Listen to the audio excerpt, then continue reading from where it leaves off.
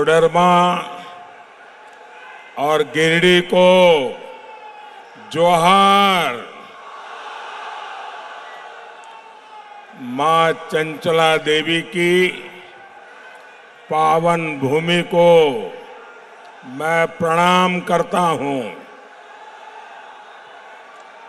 मैं पारसनाथ पर्वत को भी श्रद्धापूर्वक नमन करता हूं।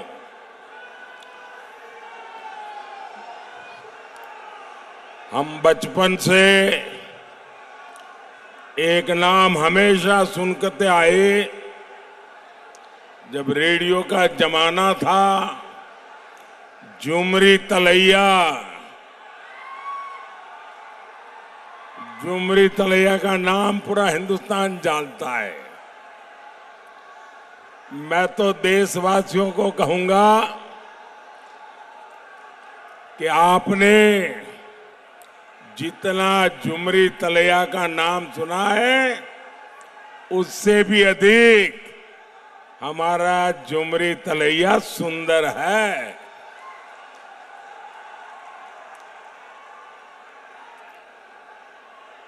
बेटे, आप बैठे आओ। थक जाओगे बेटा, थक जाओगे। भाई, कोई इस बच्चे ने एक तस्वीर बना के लाया है, जरा एसपीजी के लोग ले लेना।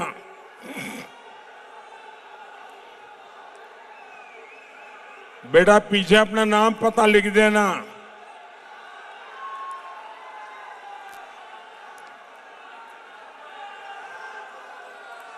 भारत माता की, भारत माता की। मैं सीधे काशी से आपके बीच आ रहा हूं। मुझे आने में विलंब हुआ, इसलिए आप सब मुझे क्षमा करें। और मुझे बताया गया कि आप में से बहुत लोग सुबह 8:30 बजे आके बैठ गए थे।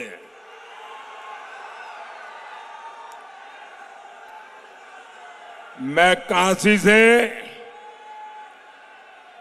भगवान विश्वनाथ का, भोले बाबा का आप सबके लिए आशीर्वाद लेकर के आया हूं।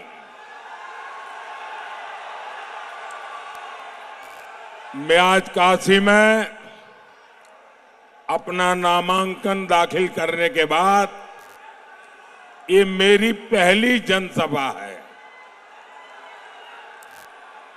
और मैं देख रहा हूं कि काशी हो या कोडरमा या गिरिडीह, एक ही बात गूंज रही है। फिर एक बार, फिर एक बार, फिर एक बार। साथियों, जितने लोग यहां दिखते हैं ना, उससे डबल लोग बाहर हैं। ये आपका प्यार, ये आपके आशीर्वाद, ये आपका उमंग, मैं आपको शत शत नमन करता हूं। साथियों, काशी के लिए मैं पीएम नहीं, एमपी हूं। कोडरमा और गिरिडीह वालों को भी यही समझकर वोट डालना है। मोदी ही आपका एमपी है, मोदी ही आपका पीएम है।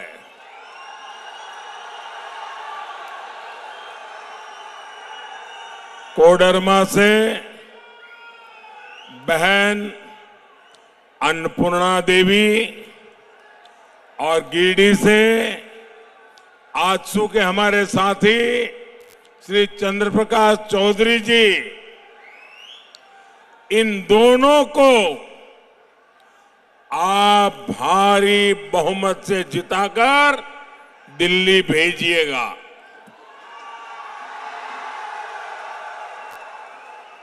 आपका एक एक वोट देश में तीसरी बार मोदी की मजबूत सरकार बनाएगा। इनके अलावा आपको दिलीप कुमार वर्मा जी को, जो गांडे विधानसभा से चुनाव लड़ रहे हैं, उनको भी जिताना है। साथियों, जब एक मजबूत सरकार होती है तो वो सबसे पहले देश का हित देखती है, देश के लोगों का हित देखती है। लेकिन जब देश में कांग्रेस जैसी कमजोर सरकार होती है तो वो देश को भी कमजोर कर देती है। ऐसी कमजोर सरकार कभी भी देशवासियों का भला नहीं कर सकती। कोडरमा और इस क्षेत्र के लोगों को इन्होंने दशकों तक कमजोर सरकारों का रवैया देखा है। कांग्रेस की कमजोर सरकारों ने देश को नक्सलवाद की आग में झोंक दिया और नक्सलवाद ने देश का बहुत नुकसान तो किया ही किया, लेकिन मेरे देश के अनेक माताओं को, उनके सपनों को कुचल डाला है। जो बेटे नक्सलवाद की राह पर जाके बंदूक उठा रहे थे, उन्होंने खुद को तो बर्बाद कर दिया, उस परिवार को बर्बाद कर दिया और उस मां को जिंदगी भर रोते रहने के लिए मजबूर कर दिया। इस आग में वामपंथियों ने भी अपनी रोटियां सेकी। ये भाजपा की सरकार है जिसने देश में नक्सली हिंसा पर लगाम लगाई। मोदी को चुनौतियों को टालना नहीं, मोदी को टकराना आता है। और जब फौलादी हौसला हो, जब हौसला फौलादी हो, तो बड़े से बड़ी चुनौती भी चरण चूमने लग जाती है। आज पूरे देश में नक्सलवाद का दायरा बहुत सिकुड़ गया है, बहुत सिकुड़ गया है।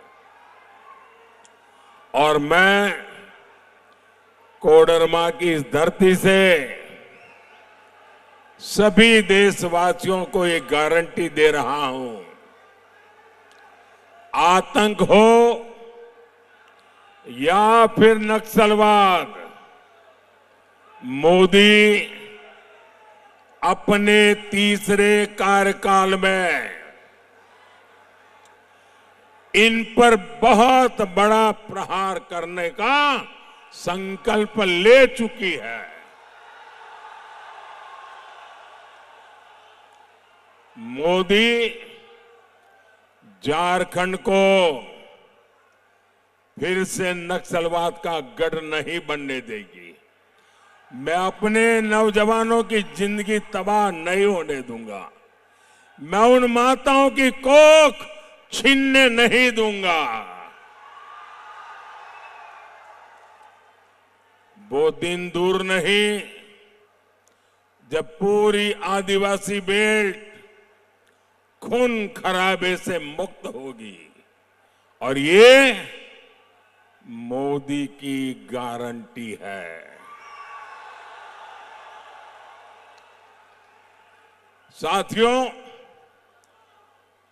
आज आपने टीवी पर देखा होगा, कल रात को टीवी पर देखा होगा, इस पूरे चुनाव में अगर कोई पूछे मुझे कि मोदी जी सबसे संतोषजनक बात क्या लगी, तो मैं कहूंगा कल श्रीनगर में जो मतदान हुआ है, लोकतंत्र के प्रति जिस प्रकार से श्रद्धा व्यक्त की गई है, भारत के संविधान प्रति जो मोहर लगाई गई है, दशकों बाद श्रीनगर में चुनाव का उत्सव था। दशकों बाद श्रीनगर के चुनाव में इतना भारी मतदान हुआ और लोग उमंग और उत्साह से भरे हुए थे, और लोग कह रहे थे कि 370 जाने के कारण ये संभव हुआ है। लोग कह रहे थे मोदी के आने के बाद संभव हुआ है। इस एक घटना से ये बात साफ हो जाती है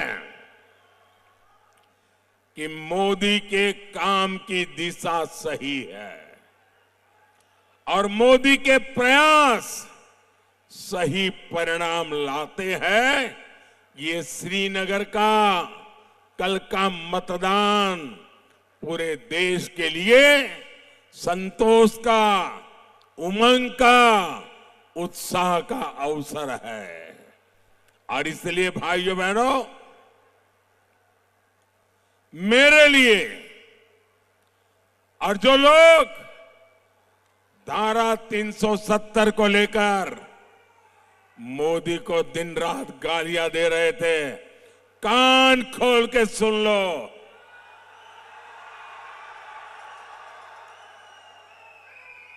ये धारा 370 की दीवार हटी है, हमारे दिलों को जोड़ दिया है। हमारे सपने, हमारे अरमान एक साथ आगे बढ़ रहे हैं। भारत के लोकतंत्र के जीवन में इससे बड़ी कोई घटना नहीं हो सकती है।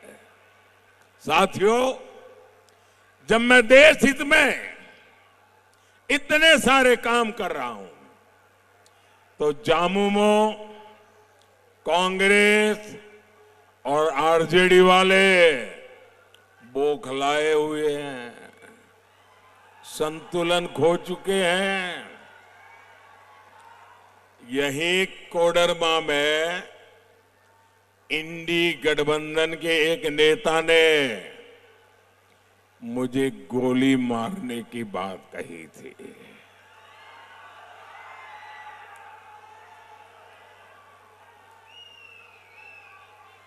ये जो गोली मारने के सपने देख रहे हैं ना, जो मोदी के कब्र खोदने के सपने देख रहे हैं, जरा यहां आइए, ये नजारा देखिए, ये माताओं बहनों का प्यार देखिए। ये गोली मारने वालों, यही मेरा सुरक्षा कवच है, यही मेरा सुरक्षा कवच है। यही लोग मोदी को जीने की ताकत देने वाले लोग यहां बैठे। और जिस मोदी को गरीब से गरीब, अबाल वृद्ध सहित, माता बहन सहित जब रक्षा कवच बन जाता है ना, तो मोदी को तो अमरत्व प्राप्त हो जाता है, अमरत्व प्राप्त हो जाता है। साथियों, मैं किसी राजघराने में पैदा नहीं हुआ हूं, मैं किसी शाही परिवार में पैदा नहीं हुआ हूं, और न ही मेरे पिता किसी गांव के चुनाव में प्रधान भी बने हैं। मेरे परिवार का कोई चुनाव तक नहीं लड़ा है। मैं गरीब मां का बेटा हूं। चाय बेचते बेचते यहां पहुंचा हूं, और आपने मुझे पहुंचाया है। और इसलिए किसी को अच्छा लगे, किसी को बुरा लगे, मैंने गरीबी देखी है, मैं गरीबी को जिया हूं, और जो मुसीबतें मैंने झेली हैं, मैं मेरे देश के गरीबों को उससे मुक्ति दिलाना चाहता हूं। और इसलिए मोदी का मंत्र है, वंचितों को वरीयता। जिन्हें पहले कोई पूछता तक नहीं था, मोदी उन्हें पूजता है, भक्ति भाव से पूजता है। पहले आपके इलाज की, सस्ते इलाज की किसी ने चिंता नहीं की। हमारे परिवारों में तो अगर कोई मां बीमार हो जाती है, कितनी ही पीड़ा क्यों न हो, वो कभी घर में किसी को बताती नहीं है। वो दर्द सहती है, पीड़ा सहती है। एक मिनट भैया, प्लीज मुझे बोलने दीजिए। वो दर्द सहती है, पीड़ा सहती है, लेकिन अपने परिवार में किसी को अपनी बीमारी के विषय में बताती नहीं है, क्योंकि उसके मन में एक ही भाव रहता है कि अगर परिवार में सबको बीमारी का पता चल जाएगा तो इलाज कराने का खर्चा कहां से लाएंगे, ये लोग कर्ज में डूब जाएंगे। अरे मैं 2-4 साल मुसीबत झेल लूंगी, फिर चली जाऊंगी, लेकिन मैं बच्चों को कर्जदार नहीं बनाना चाहती। मेरे देश की हर माता यही सोचती है। लेकिन माताएं बहनें,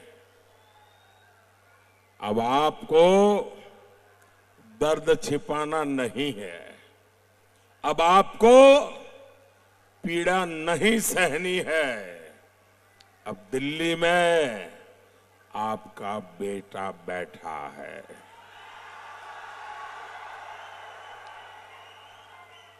अब आपके इलाज की चिंता ये आपका बेटा करेगा।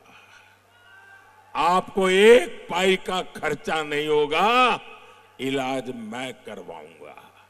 मैंने देश भर के मेरे गरीब भाई बहनों को कहा है, भाइयों बहनों, मैंने देवघर में एम्स बनवाया, हिंदुस्तान का बढ़िया से बढ़िया अस्पताल। देवघर एम्स से इस क्षेत्र के गरीबों को बहुत बड़ा सहारा मिला है। मोदी ने उन्हें अस्पताल में 5 लाख रुपए तक मुफ्त इलाज की सुविधा दी है। हर गरीब का सपना होता है उसके पास पक्का घर हो। अगर आपका बेटा दिल्ली में बैठा हो और आप झोपड़ी में रहे, आपका बेटा दिल्ली में बैठा हो और आप कच्चे घर में रहे, इस बेटे को मंजूर नहीं है। मैं हर गरीब परिवार को पक्का घर देना चाहता हूं। अब तक 4 करोड़ परिवारों को पक्के घर दे चुका हूं और तीसरे टर्म में आऊंगा। जो बच गए हैं ना, उनको भी पक्का घर दे के रहूंगा। ये मोदी की गारंटी है। मोदी ने कोडरमा, गिरिडीह में गरीब परिवारों को 1.25 लाख से ज्यादा पक्के घर बना के दिए हैं। और मेरी आपसे प्रार्थना है, आप जब गांव-गांव जाएंगे, अभी भी कहीं कोई नजर आए आपको जिसको पक्के घर की जरूरत है, उसका नाम पता लिख दीजिए, मुझे भेज दीजिए और उस मां बहन को कह देना कि मोदी की गारंटी है। तीसरी बार जब आएगा तो आपका घर भी पक्का हो जाएगा। मेरे लिए आप ही मोदी है, गारंटी दे देना। 7-8 साल पहले तक यहां करीब 2 लाख घर ऐसे थे जहां बिजली नहीं थी। मोदी ने अब उनके जीवन से अंधेरा दूर किया है, उनका घर रोशन किया है। मुफ्त राशन की योजना से भी यहां लाखों परिवारों को फायदा पहुंच रहा है। आज इतने साल हो गए, 80 करोड़ लोगों को मुफ्त में राशन मिल रहा है। मेरे पहले सोनिया बहन की एक रिमोट वाली सरकार चलती थी 10 साल पहले। उस समय के प्रधानमंत्री को पूछा गया कि आपके पास अनाज बिक रहा है, सड़ रहा है, आप गरीबों को क्यों नहीं देते? उन्होंने कहा मैं गरीबों को इतना दे नहीं सकता हूं, हमारे पास इतना नहीं है। जब आपका बेटा वहां बैठा ना, भूख क्या होती है वो मैं जानता हूं। और बच्चे भूखे होते हैं तो मां रात भर आंसू पीती रहती है, वो मैंने देखा है। और इसलिए मैंने तय किया, मैं गरीब का चूल्हा बुझने नहीं दूंगा। मैं गरीब के बच्चों को भूखे सोने नहीं दूंगा। और इसलिए 80 करोड़ लोगों को मुफ्त इलाज पहुंच रहा है। और मेरे भाइयों बहनों, लिख के रखिए, तीसरी बार आने के बाद अगले 5 साल भी मुफ्त राशन मिलता रहेगा। 4 लाख परिवारों का भी यहां पीने का शुद्ध पानी मिल रहा है। यहां लाखों किसानों को पीएम किसान सम्मान निधि का भी लाभ मिल रहा है। गरीब का ये बेटा आपके जीवन से हर परेशानी को समाप्त करने में जुटा है। और इसलिए मुझे आपका आशीर्वाद चाहिए, ताकि जो छूट गए हैं मैं उन लोगों तक भी मेरी ये सारी कार्यक्रम योजनाएं सुविधाएं पहुंचा सकूं। साथियों, जब दिल्ली में कांग्रेस जेएमएम लेफ्ट की सरकार थी, तब खनिज संपदा से निकला पैसा उस क्षेत्र को नहीं मिलता था, सीधे सरकार के खजाने में और कुछ चोरों के जेब में चला जाता था। यहां तो अभ्रक की कितनी सारी खदानें रही हैं, आपको क्या मिला? कोडरमा और गिरिडीह, उसको भी नाम मात्र के लिए कुछ मिल गया तो मिल गया। मोदी ने कहा ऐसा नहीं चलेगा। मोदी ने नई नीति बनाई, हमने डिस्ट्रिक्ट मिनरल फंड बनाया। अब मैंने तय किया है कि जिस जिले से खनिज संपदा निकलती है उसका एक हिस्सा उस जिले के लोगों की भलाई के लिए, उस जिले के विकास के लिए खर्च होना चाहिए। और इस योजना के तहत झारखंड को अब तक 12,000 करोड़ रुपए मिल चुके हैं। कोडरमा और गिरिडीह उसको भी करीब 60 करोड़ रुपए उससे मिले हैं। ऐसे काम तभी होते हैं जब आपके लिए संवेदनशील हो ऐसी सरकार हो, आपकी परेशानियों के प्रति जो खुद परेशान होता हो, जिसको आपकी परवाह हो, तब होता है। भाइयों बहनों, मैंने लाल किले से कहा था और मैंने डंके की चोट पे कहा हुआ है, छुपा करके नहीं कर रहा हूं। मैंने कहा था मैं भारत को भ्रष्टाचार, परिवारवाद और तुष्टीकरण से मुक्त होना के लिए अपना जीवन खपा दूंगा। जेएमएम, कांग्रेस, लेफ्ट, इंडी गठबंधन इन सारी बुराइयों का सबसे बड़ा मॉडल है। आपने देखा यहां कांग्रेस के एक मंत्री के कर्मचारी और कर्मचारी का नौकर, उसके घर में से नोटों के पहाड़ निकल रहे। भाई, ये नोटों के पहाड़ इतने बड़े हैं कि गिनते गिनते मशीन हाफ जाती है। मशीन, मैंने तो मेरे जीवन में कभी नोटों का ऐसा ढेर आंखों के सामने देखा नहीं, पहली बार टीवी पे देख रहा हूं। इसके पहले कांग्रेस के सांसद के घर से नोटों के पहाड़ निकले, ये भी पूरे देश ने देखा। मुझे बताइए, ये सारे जिनके यहां से पैसे निकल रहे हैं, ये किसके करीबी है? अफसरों के घर से पैसे निकले, वो भी उनके खासम खास। नेताओं से यहां निकले पैसे, वो भी उनके खास। नौकरों से पैसे निकले, वो भी उनके खास। मतलब ये इनके सिर पर किसका हाथ है भाई? यही तो लोग है ना। ये जो भी करते हैं वो शाही परिवार के इशारे से करते हैं।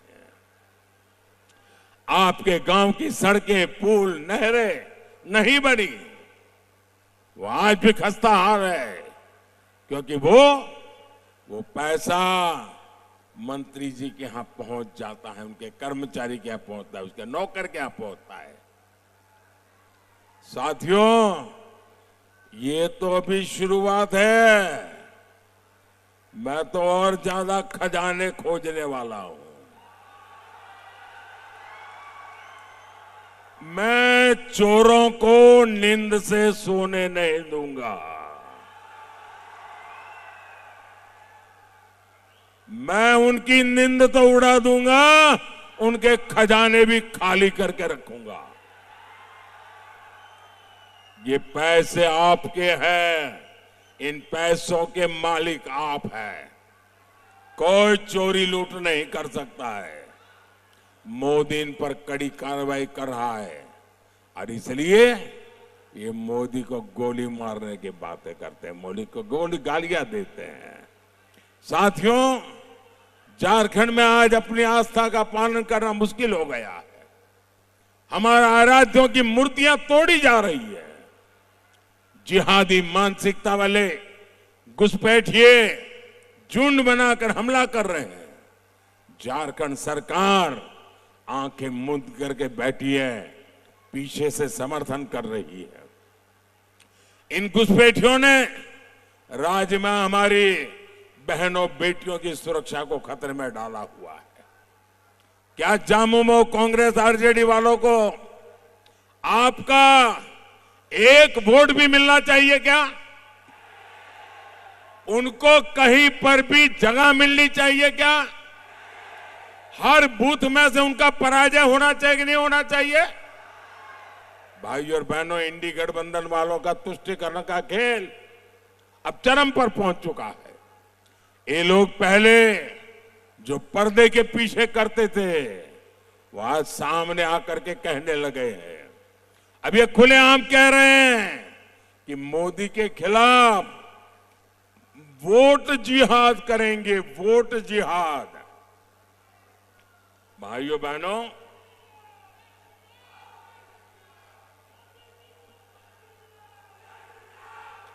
साथियों, 500 साल के बाद 500 साल के बाद अयोध्या में हमारे राम जी भव्य मंदिर में विराजमान हुए।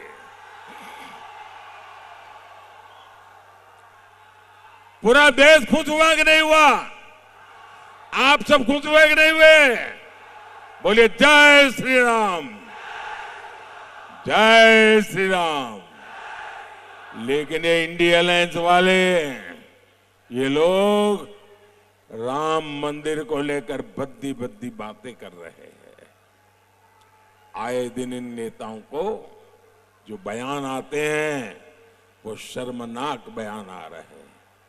कांग्रेस के कुछ लोग तो ये तक कह रहे हैं कि कांग्रेस सुप्रीम कोर्ट के फैसले को बदलने की साजिश कर रही है। और कांग्रेस के ही एक वर्षों तक कांग्रेस के नेता वो आजकल कह रहे हैं कि कांग्रेस ने तो तय कर लिया है कि अब रामलला को फिर से टेंट में भेजेंगे। क्या आप रामलला को टेंट में जाने देंगे? क्या देश में ऐसा पाप उनको करने देंगे? रामलला भव्य मंदिर में रहेंगे कि नहीं रहेंगे? ये कहते हैं राम मंदिर को ताला लगा देंगे। भाइयों और बहनों, मोदी की नीति एकदम साफ है। हमारी माताएं बहनें हर परिवार की बेहतरीन प्रबंधक होती है, इसलिए देश उनके इस कौशल के सदुपयोग के बिना विकसित नहीं हो सकता। तभी मोदी माताओं बहनों की सुविधा और समृद्धि के लिए हर योजना बना रहा है। यहां बहुत बड़ी संख्या में बहनें सहायता समूहों से जुड़ी है। 10 वर्ष में 10 करोड़ बहनों को ऐसे समूहों से हमने जोड़ा है। हमने पहली बार बहनों के भी बैंक खाते खुलवाए और समूहों के भी बैंक खाते खुलवाए। आज मोदी लाखों करोड़ रुपए की मदद इन समूहों तक पहुंचा रहा है। मोदी ने संकल्प लिया है कि हमारी सरकार 3 करोड़ बहनों को, ये आपके लिए खुशी की खबर है, 3 करोड़ बहनों को मोदी लखपति दीदी बनाएगा, लखपति दीदी बनाएगा। साथियों, विकास के, जन कल्याण के काम तेजी से पूरे हो, इसके लिए आपको बड़ी संख्या में मतदान करना है। घर घर जाना है, ज्यादा से ज्यादा मतदान करना है। हमें हर सीट नहीं, हर बूथ को जीतना है। आप घर घर जाइएगा और कहिएगा कि मोदी जी ने आपको जो हार कहा है, नमस्कार कहा है। और इस चुनाव में हमारे 2 लोकसभा के साथी और एक हमारे विधानसभा के साथी, मेरे इन तीनों साथी को आपको विजयी बनाना है। बोलिए भारत माता की, भारत माता की, भारत माता की। बहुत बहुत धन्यवाद।